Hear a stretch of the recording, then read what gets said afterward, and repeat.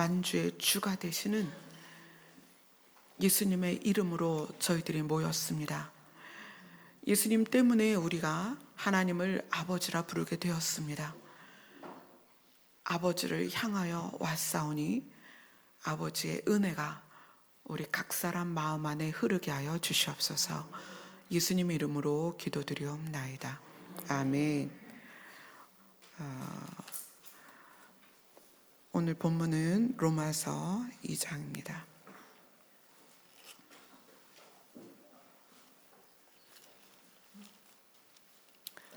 로마서 2장 6절부터 11절까지 말씀입니다.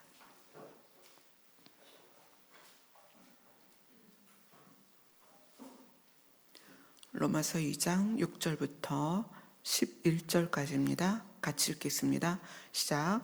하나님께서 각 사람에게 그 행한 대로 보응하시되 참고 선을 행하여 영광과 존귀와 썩지 아니함을 구하는 자에게는 영생으로 하시고, 오직 당을 지어 진리를 따르지 아니하고 불의를 따르는 자에게는 진노와 분노로 하시리라. 악을 행하는 각 사람의 영에는 환난과 곤고가 있으리니 먼저는 유대인에게요 그리고 헬라인에게며, 선을 행하는 각 사람에게는 영광과 존귀와 평강이 있으리니 먼저는 유대인에게요 그리고 헬라인에게라. 이는 하나님께서 외모로 사람을 취하지 아니하심이라. 아멘. 이제 다음 주면은 11월 마지막 주고, 이제 그 후에는 25년 마지막 달 12월이 시작이 됩니다. 시간이 너무 빠르죠. 우리가 작년 성탄절 때 새벽송 돌고 여기에서 이렇게 찬양하고 그랬던 게 진짜 며칠 전 같은데 또 12월이 됐습니다. 그래서 교회 달력을 필요하신 분들 가져가시고, 또 산마 성도님이나 또 외국에서 예배 드리시는 분들 신청하시면 달력을 보내드리도록 하겠습니다. 우리가 이제 몇 주 로마서를 조금씩 보고 있는데, 이 로마서는 특징이 있어요. 신약 성경 안에 은혜라는 단어가 로마서에 가장 많이 나옵니다. 은혜라는 단어. 그래서 제가 은혜라는 단어가 왜 로마서에 많이 나올까? 그런 생각을 해봤어요. 그 은혜는 뭘까? 우리가 생각할 때 이제 쉽게 교회에서 알려주는 게, 은혜는 받을 만한 자격이 없지만 받는 걸 은혜다라고 이렇게 정의를 내려서 이야기를 합니다. 그거는 이제 우리 입장이고, 하나님 입장에서의 은혜는 뭘까 하는 거예요. 그래서 우리가 예배드리면 은혜 받았다 이런 마음이 들잖아요. 찬양을 하고 어떤 간증을 듣고 이러면은 은혜 받았다 이런 표현을 하는데, 은혜라는 것이 하나님 입장에서 우리를 향하여 그 은혜는 무엇이냐? 하나님의 진심입니다. 하나님의 진심이에요. 진심이라는 것은 변하지 않는 참된 마음의 본체예요. 그래서 진심은 변함이 없고 참되고 진실한 마음입니다. 그래서 우리가 은혜를 받았다라는 것은 우리가 좀 이제 구분할 필요는 있어요. 우리는 사람은 누구나 새로운 지식에 대한 갈망이 있어요. 그래서 새로운 지식을 딱 접하게 되면 거기에 대한 카타르시스가 있어요. 와, 나 몰랐던 건데? 그래서 우리는 그걸 은혜를 받았다라고 생각을 해요. 또 찬양을 하다 보면은 어떤 집회에 가면 수많은 군중 안에서 느껴지는 감정적 격동이 있어요. 그럼 그것도 우리는 은혜를 받았다 그래요. 근데 실상 은혜는 하나님의 진심이에요. 그래서 우리가 은혜를 받았다라고 한다면 하나님의 진심이 느껴지는 거예요. 하나님이 우리를 그렇게 사랑하셨구나. 그래서 로마서에 왜 은혜라는 단어가 다른 신약 성경보다 더 많이 은혜라는 단어를 썼냐 하면, 로마에 있는 그리스도인들에게 바울이 편지를 하면서 또 복음을 그들에게 알려주면서, 이제 로마에 있는 그리스도인들에게 하나님이 자기의 아들을, 신이신 자기의 아들을 왜 인간 세계에 들어가게 했는가, 또 신이신 하나님의 아들이 왜 피조물 안으로 스스로 들어왔는가, 그거를 알려주는 게 로마서죠. 율법 외에 한 의가 나타났으니 그것이 하나님의 능력이요 하나님의 지혜다. 그래서 우리는 은혜라는 단어가 언제 쓰여져야 되느냐, 하나님이 우리를 향한 마음, 진심, 그분은 변하지 않기 때문에 하나님의 진심은 절대 변하지 않습니다. 태초로부터 지금까지 하나님의 진심은 변하지 않습니다. 그 하나님의 진심이 내 안에 쌓여가는 것이 은혜다. 아멘. 그래서 이 은혜를 받으면 받을수록 우리는 하나님을 향하여 갈 수밖에 없고 간절히 그분을 원할 수밖에 없습니다. 왜냐하면 그분의 마음을 아니까. 자녀들이 부모의 진심을 알 때, 그때 비로소 철이 드는 거예요. 왜 부모가 공부를 하라고 했는지, 왜 부모가 군것질 하지 말고 밥을 먹으라고 했는지, 왜 부모가 때를 따라 계절에 맞게 옷을 입으라고 하는지, 다 그거는 부모의 진심이거든요. 자녀를 향한. 근데 그것을 모를 때에는 나 밥 안 먹어, 그리고 군것질하고 막 추운데 옷도 얇게 입고 막 그러고 돌아다니는 거예요. 부모의 진심을 모르는 거예요. 왜 부모가 그렇게 말하는지. 그러나 진심을 알고 나면, 아, 부모는 나를 사랑해서 그렇게 얘기했구나, 그런 걸 알게 되죠. 그래서 로마서는 하나님의 진심을 차곡차곡 담아서 이 로마서를 읽는 사람들에게 아버지의 마음을, 우리가 이제 하나님을 아버지라고 부르잖아요. 아버지의 마음을 헤아리고 깨닫게 하는 책입니다. 자, 우리 본문으로 돌아가면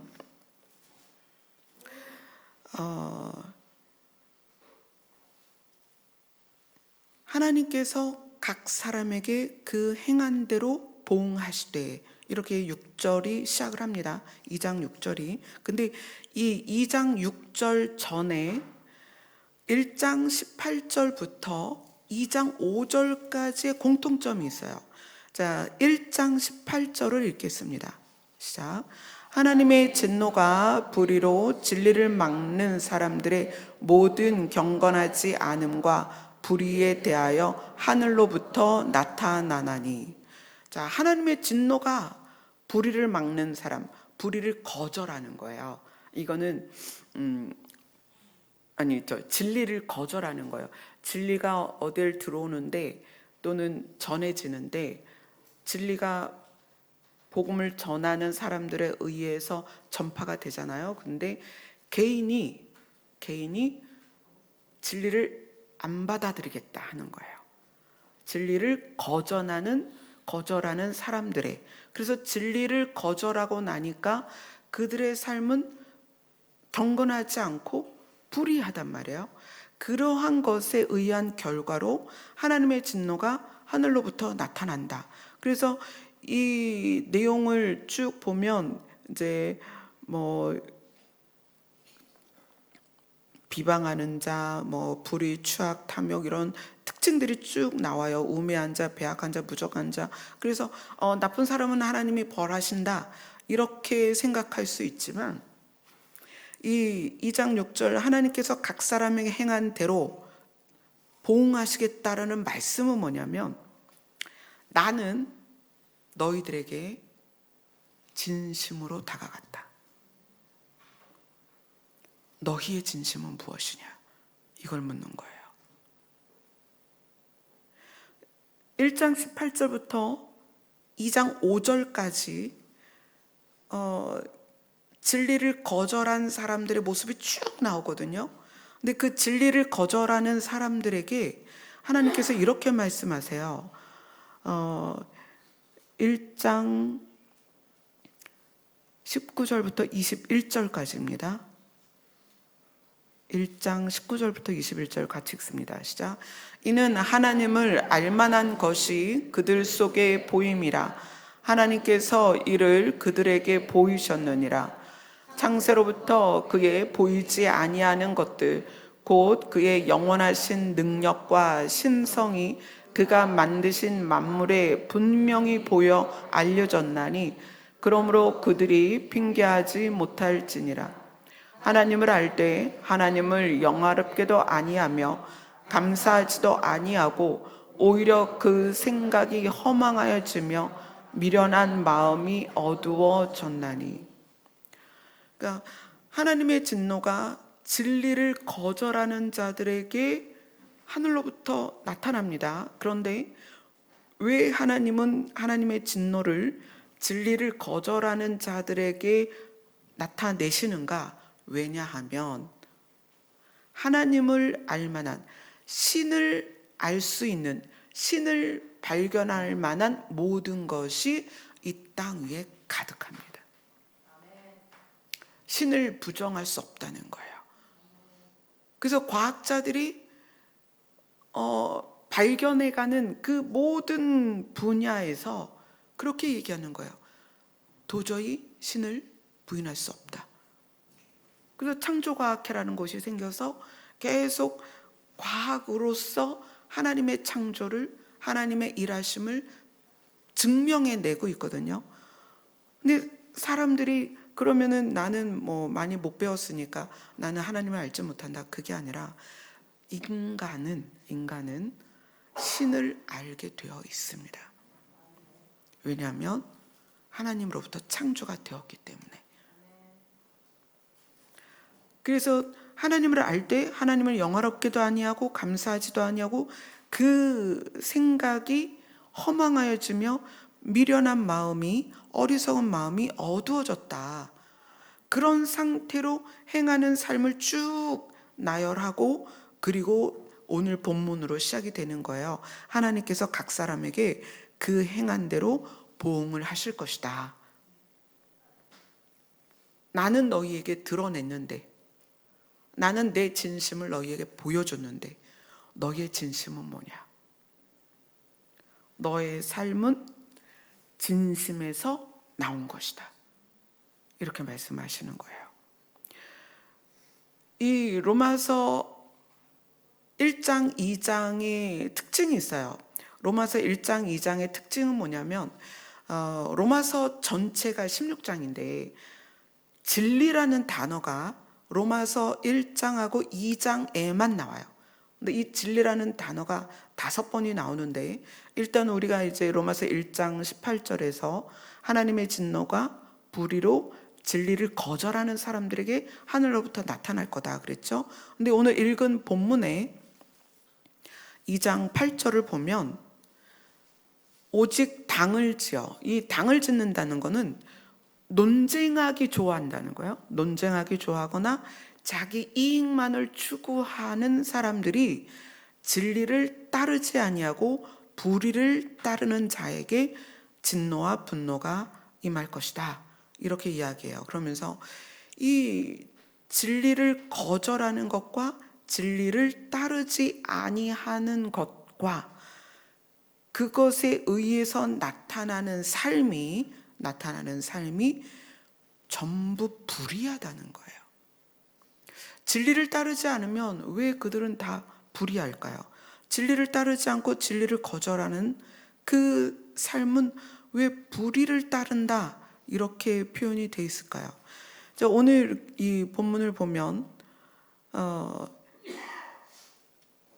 악을 행하는 각 사람의 영에는 환난과 공고가 있으리니 먼저는 유대인이요 그리고 헬라인에게며 선을 행하는 각 사람에게는 영광과 존귀와 평강이 있으리니 먼저는 유대인이요 그리고 헬라인에게라. 그러니까 바울 입장에서는 순수 혈통의 유대인으로서 유대 사상에 물든 사람들과 맞서야 되거든요. 그래서 이 말을 하는 거예요. 유대인이라 할지라도 진리를 따르지 않으면, 진리를 따르지 않고 악을 행하면, 또 유대인이 아니라 할지라도 선을 행하면, 이렇게 이제 구분을 해서 이야기를 합니다. 자, 이 진리를 거절하는 것과 진리를 따르지 않는 것이 이제 우리 본문 읽은 거의 이후에 이제 설명이 나옵니다. 자, 12절, 이제 로마서 2장입니다. 12절, 13절 같이 읽습니다. 시작. 무릇 율법 없이 범죄한 자는 또한 율법 없이 망하고, 무릇 율법이 있고 범죄한 자는 율법으로 말미암아 심판을 받으리라. 하나님 앞에서는 율법을 듣는 자가 의인이 아니요 오직 율법을 행하는 자라야 의롭다 하심을 얻으리니. 자, 구분을 주죠. 율법을 듣는 것과 율법을 행하는 것, 이렇게 구분을 합니다. 14절 15절을 같이 읽습니다. 시작. 율법 없는 이방인이 본성으로 율법의 일을 행할 때에는 이 사람은 율법이 없어도 자기가 자기의 율법이 되나니, 이런 이들은 그 양심이 증거가 되어 생각 서로 혹은 고발하며 혹은 변명하여 그 마음에 새긴 율법의 행위를 나타내느니라.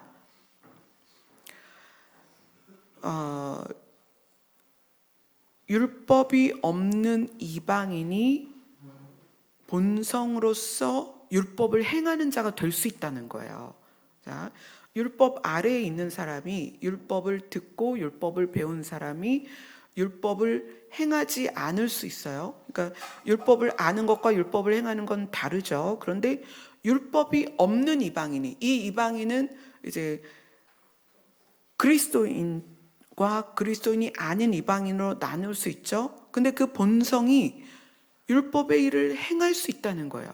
율법이 없는데. 근데 그것을 뭐라고 부르냐면 양심이다, 이렇게 불러요. 양심. 그러니까 율법을 아무리 잘 알고 그것을 듣고 말씀을 잘 알고 말씀을 잘 들어도 그것에 행위가 없으면 그것은 하나님으로부터 인정을 받을 수 없는데, 여기에서 연결되는 게 양심이라는 것과 지금 연결을 시키고 있어요. 율법의 행위가 양심에서 나온다. 그 양심은 뭐냐는 거예요. 양심. 자, 로마서 1장과 2절은 진리를 거절하는 것과 진리를 따르지 않는 것에서 이야기를 하면서 유대인들이 율법 아래에 있지만 진리를 따르지 않는다. 그래서 율법을 듣는 자가 의인이 아니고 율법을 행해야 된다. 그런데 그 율법을 행하는 것이 양심과 연결이 돼 있다, 이렇게 얘기해요. 율법을 몰라도 양심이 있으면 율법을 행한다는 거예요.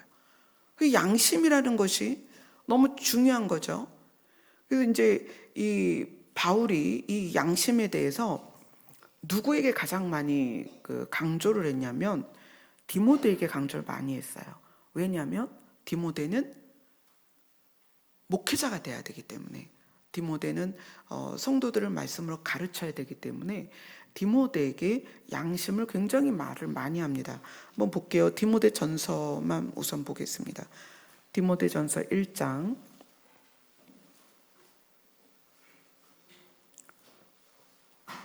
디모데전서 1장 5절입니다. 같이 읽습니다. 시작. 이 교훈의 목적은 청결한 마음과 선한 양심과 거짓이 없는 믿음에서 나오는 사랑이거늘. 자, 사도 바울이 나이는 어리지만 목회를 해야 하는 실제적 목회 지침을 믿음의 아들 디모데에게 지금 알려주고 있는 거거든요. 이 교훈의 목적은, 예수님의 말씀은 청결한 마음, 선한 양심, 거짓이 없는 믿음에서 나오는 사랑이다, 이렇게 얘기를 해요. 자, 1장 19절입니다. 1장 19절. 18절에 보면 이렇게 시작해요. 아들 디모데야, 이렇게 시작하거든요. 19절을 읽습니다. 시작. 믿음과 착한 양심을 가지라. 어떤 이들은 이 양심을 버렸고 그 믿음에 관하여는 파선하였느니라. 자, 3장 9절로 갑니다.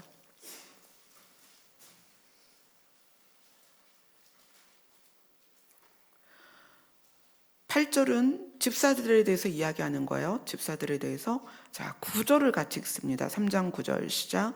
깨끗한 양심에 믿음의 비밀을 가진 자라야 할지니. 목회자가 돼야 될 디모데에게도 양심을 말하고 집사들에게도 양심을 지금 말하고 있습니다. 자, 그래서 이 양심이 만들어지는 과정을 한번 보도록 하겠습니다. 히브리서로 갑니다. 히브리서 9장 9절입니다.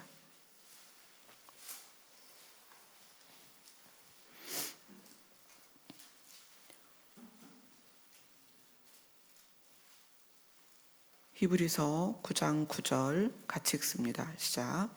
이 장막은 현재까지의 비윤이 이에 따라 드리는 예물과 제사는 섬기는 자를 양심상 온전하게 할 수 없나니. 자, 이 장막은 성소를 말하는 거예요. 그러니까 예수님이 오시기 전까지 이스라엘 백성들이 하나님을 향해 나가고 죄사함을 받던 성소입니다. 이 장막은 현재까지의 비윤이 모형이니 이에 따라 드리는 예물과 제사는 섬기는 자를 그 양심상, 양심에 관하여 온전하게 할 수 없다.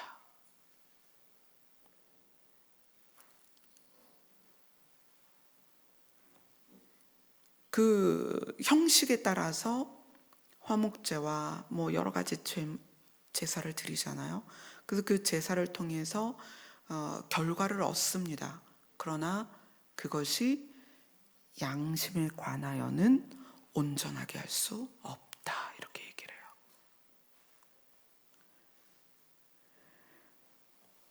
(9장 14절로) 갑니다. 14절 같이 읽습니다. 시작. 하물며 영원하신 성령으로 말미암아 흠없는 자기를 하나님께 드린 그리스도의 피가 어찌 너희 양심을 죽은 행실에서 깨끗하게 하고 살아계신 하나님을 섬기게 하지 못하겠느냐. 예수 그리스도께서 십자가에 달리셔서 피를 흘리셨습니다. 그 피가 우리의 양심을 깨끗하게 하고 하나님을 섬기게 할 것이다 라고 얘기를 하는 거예요. 그럼 그 예수 그리스도의 피를, 우리가 이제 그런 기도 많이 하죠. 뭐 피를 나에게 뿌린다, 뭐 피를 부어주세요, 막 이런 기도를 많이 해요. 근데 사실 그렇게 해서 하나님께서 예수님의 피를 부어주는 게 아니고 예수 그리스도의 피로 말미암아 우리가 의인이 되었다는 거예요. 그래서 의인이 되었기 때문에 죽은 행실에서 우리가 우리의 행실을 깨닫는 거예요. 이 마음이 살아나는 거예요. 나는 예수 그리스도의 피로, 그러니까 생명으로 생명을 바꾸셔서 나는 죽을 수밖에 없는 사람인데 나의 죄를 깨끗하게 하셨으니 이제는 이 죽은 행실에서 내가 깨어나서 나의 마음을 하나님이 처음에 하나님의 형상대로 우리를 지으신 본성대로 가야 되겠다는 거예요. 단번에 예수 그리스도의 피를 부어서 우리의 양심이 확 살아나는 게 아니라 내가 내 존재를 깨닫고 내가 누구인지를 깨닫고 그 다음에 내가 그리스도의 피로 말미암아 의인이 되었다는 그 자각 안에서 우리가 하나님의 본성을 향해 나아가는 거예요. 그래서 우리의 양심이 깨끗하고 또 살아계신 하나님을 섬기게 된다는 거죠. 자, 10장 22절로 갑니다.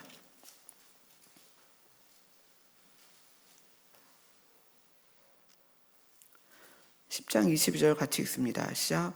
우리가 마음의 뿌림을 받아 악한 양심으로부터 벗어나고 몸은 맑은 물로 씻음을 받았으니 참 마음과 온전한 믿음으로 하나님께 나아가자. 자, 하나님께 나아가자라고 표현이 되어 있어요. 그죠? 우리가 마음에 예수 그리스도의 피의 뿌림을 받아서 존재가 변했습니다. 신분이 변했다는 거예요.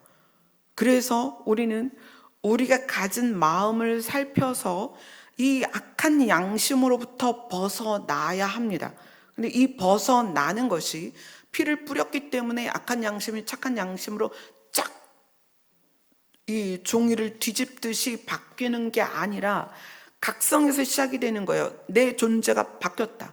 나는 의인이다. 예수 그리스도의 피로 내가 죄 씻음을 받았다. 내 존재가 바뀌었다. 신분이 바뀌었다. 거기에서부터 시작해서 내 양심이 어떠한가를 들여다보고 그 양심을 하나님께 나아가며 변화시키는 거예요. 그것이 우리의 신앙 생활입니다.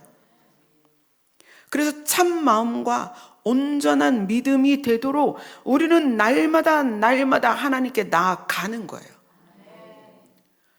천주교에서 성수 뿌리듯이 여러분 그런 기도하지 마세요. 피 뿌립니다, 피 뿌립니다. 이런 기도하지 마세요. 그건 그런 의미가 아니에요. 이미 예수 그리스도는 십자가에서 우리를 위해 피를 뿌리셨습니다. 그 단번의 제사로 우리는 죄 사함을 받았습니다. 그런데 우리 양심을 보자는 거예요. 내 양심이 어떻게 작동하고 있는지. 하나님은 하나님의 진심을 우리에게 보이셨습니다. 하나님의 진심은 내 아들을 찢어서 너를 살릴 거야. 네가 잘해서? 아니, 너희가 죄인 되었을 때, 여전히 못나고 못 자랐을 때, 여전히 연약하고 때로는 비열하고 때로는 악하지만 그래도 나는 너를 사랑해서 내 아들을 찢어서 내가 너를 살릴 거야. 그게 하나님의 진심이라는 거예요. 그 진심이 십자가에서 예수 그리스도 피로 흘러내렸다는 거예요. 그것을 받아들여서 우리의 존재가 바뀌고 신분이 변화된 상태에서 보자는 거예요. 우리 마음을, 우리의 악한 양심을 이제 하나님께 나아가면서 참 마음과 온전한 믿음으로 바뀌어가는 거예요. 그게 우리의 신앙 생활입니다. 자, 이 내용을 정리한 것이 히브리서 8장으로 갑니다.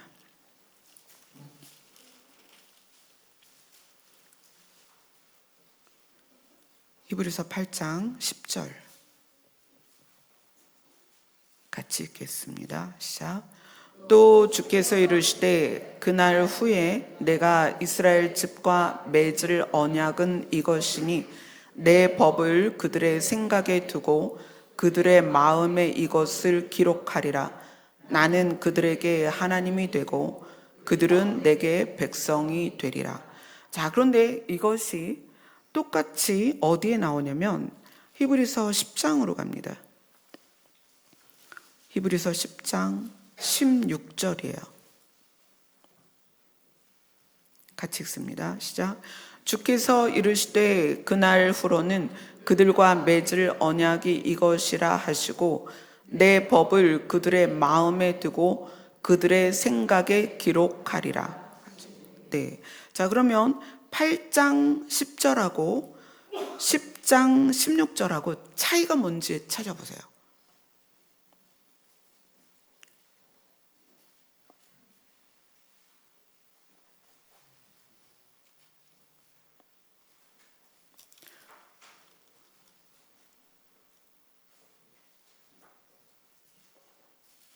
자, 8장 10절은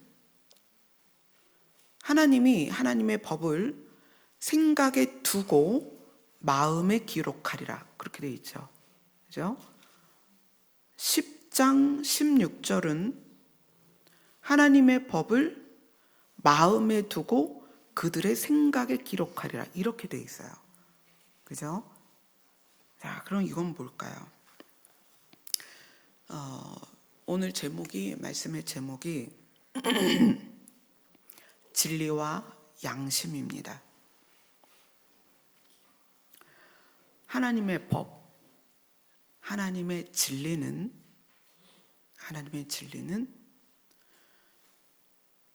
일단 이제 뇌에서 그것을 받아들이겠죠. 받아들여서 이해하는 과정이 있을 거예요. 그리고 그것이 마음으로 내려옵니다. 마음에 쌓여요. 마음을 변화시켜요. 진리는 마음으로 들어옵니다.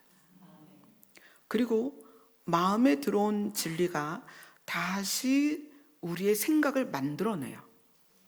자, 오늘 이 히브리서 8장과 10장에서 말하는 것은 진리의 선순환입니다. 진리의 선순환. 진리를 머리로 받아들여서 그것이 머리에 머물고 있는 게 마음으로 내려옵니다. 마음이 받아들였다는 건 은혜를 받았다는 거예요. 하나님의 진심을 알게 된 거죠. 그래서 내 마음을 그 진리가 만져주고 다스려주시고 그렇게 해요. 그러면 이것이 그 다음에 내가 그 다음 생각을 할 때에 영향을 줍니다. 마음에서. 그래서 생각이 바뀌어가기 시작해요.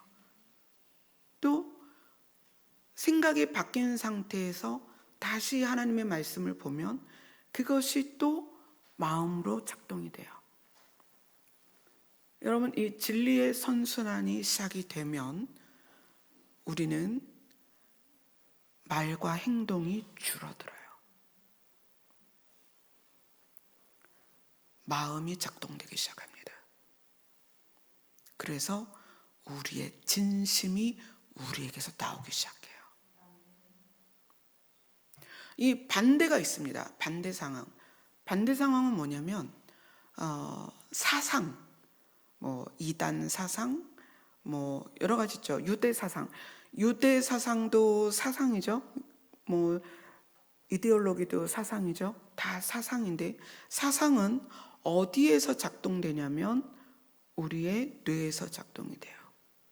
그래서 이 뇌에서 작동이 되면서 우리의 인식을 딱 휘어잡아요. 사상이. 근데 사상이 우리의 인식을 휘어잡으면 이 사상은 어떻게 밖으로 드러나냐면 주장하고, 그죠? 내가 받아들인 사상을 주장하고, 내 사상과 맞지 않으면 비판하고, 또 공격하고, 적대적입니다. 유대인은 하나님께서 법을 주셨지만 그것을 마음으로 새기지 않았습니다. 그러다 보니 예수님을 십자가에 매다는 상황까지 오는 거예요. 뭐죠? 유대 사상에 맞지 않기 때문에 예수를 십자가에 못 박아라. 부르짖을 수 있었던 거예요. 지금도 마찬가지입니다.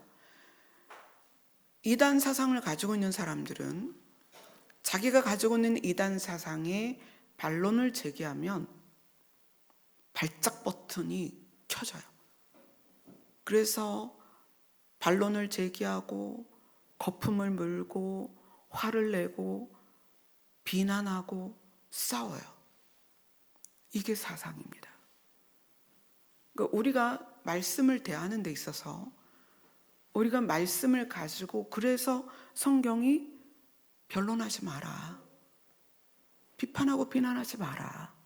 그렇게 얘기를 하는 거예요. 여러분, 성경을 한 구절 한 구절 한 구절 마음에 담기 시작하면 우리는 말수가 줄어요. 원망할 것도 없고 비난할 것도 없어져요. 왜냐하면 하나님의 진심이 알아지기 때문이에요. 그게 은혜예요. 말씀을 깨달으면 눈물이 나요. 왜냐하면 그게 아버지의 진심이기 때문에 그래요. 그동안은 내가 고생하면, 내가 힘든 일이 있으면, 내가 고난을 겪으면, 내가 무슨 사업에 실패하면, 내가 대학을 실패하고, 내가 취직이 안 되고 이러면 그게 전부 하나님께로 원망이 갔어요. 어떻게 하나님이 계시다면 나한테 이럴 수가 있어요. 그런데 하나님의 진심은 우리를 그 차원에서 잘 되게 하는 게 아니라는 거예요. 하나님의 진심은 우리를 살리는 거예요. 너희가 할 수 있는, 이 땅에서 할 수 있는 거 니네가 노력해. 아니, 공부 열심히 했으면 대학 갔겠지. 또 불가항력적으로 우리가 겪어야 되는 어려움들도 많이 있습니다. 그건 내가 손잡아 줄 테니 가자. 넘어가자. 그러나 진짜 나의 너를 향한 사랑은 내 아들을 죽일 만한 사랑이야. 아들아, 딸들아, 아직 그거 모르겠니? 이 아빠의 마음을 모르겠니? 그게 하나님의 진심이라는 거예요.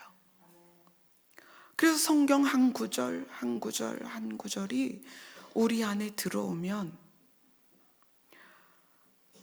여러분의 면전에서 여러분을 비웃고 비난하고 욕을 하는 사람, 뺨을 치는 사람까지라도 그 앞에서 잠잠할 수 있다는 거예요. 무엇 때문에요? 하나님의 진심 때문에요. 그분의 진심이 어떠한지 알면 우리는 우리 앞에 일어나는 일에 그닥 반응하지 않게 된다는 거예요. 물론 너무 마음이 아플 때가 있죠. 너무 큰 수치를 당할 수도 있습니다. 수모를 겪을 수도 있어요. 그래서 저도 때로는 하나님께 고발합니다. 하나님, 제가 이런 일을 겪었어요. 하나님, 제 마음은 그렇지 않은데 사람들이 오해를 하는 경우가 있어요. 그렇게 하나님께 말씀드릴 수는 있습니다. 그러나 잠잠할 수 있다는 거예요.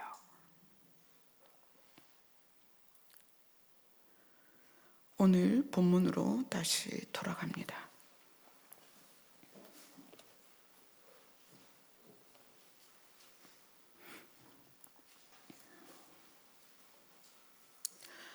하나님께서 각 사람에게 그 행한 대로 보응하시되,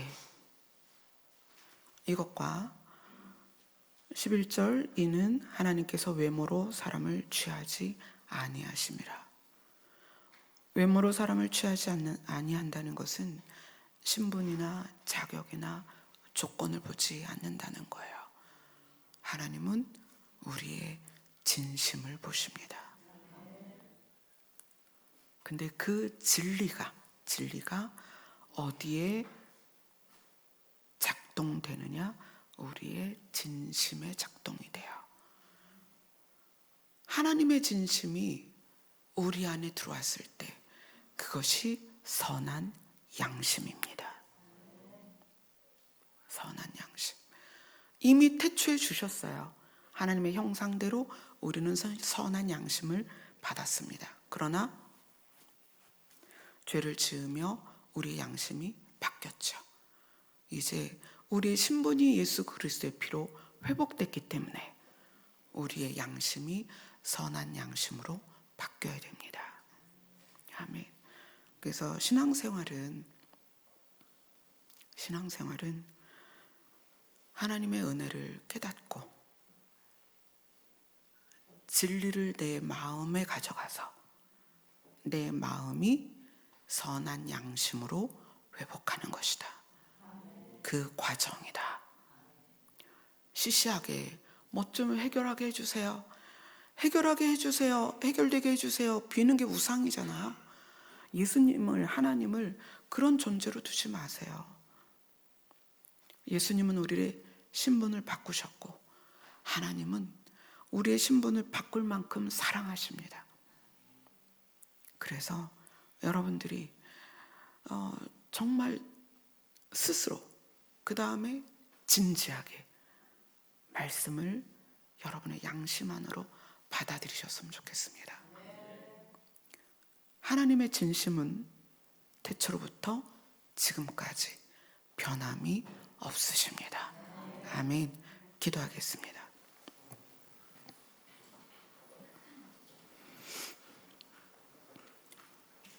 자발적인 사랑과 긍휼을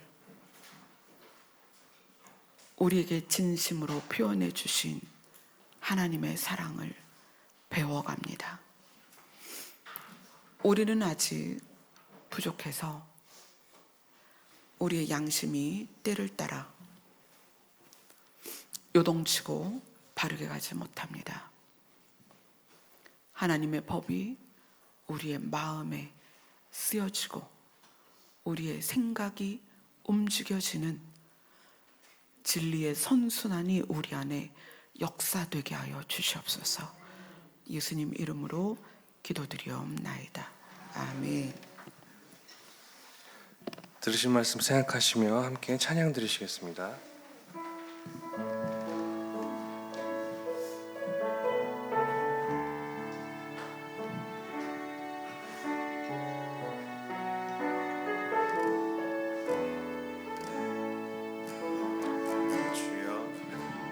주의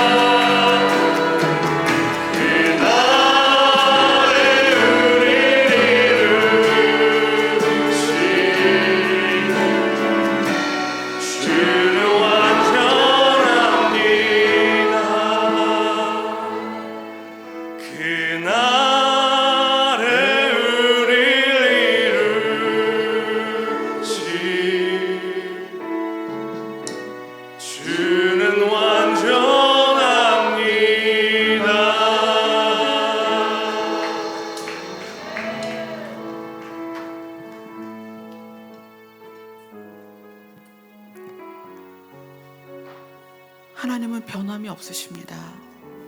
그 얘기는 그분의 진심이 변하지 않는다는 거예요. 그 얘기는 하나님의 은혜는 절대로 변하지 않습니다. 하나님의 아버지라 부르는 우리 각 사람에게 하나님의 은혜는 날마다 부어질 것이고 날마다 우리와 함께 하실 것입니다. 그 아버지를 향하여 아버지의 이름을 부르세요. 아버지가 여러분의 손을 붙잡고 우리의 인생의 길을 가실 것입니다. 아멘. 기도하겠습니다.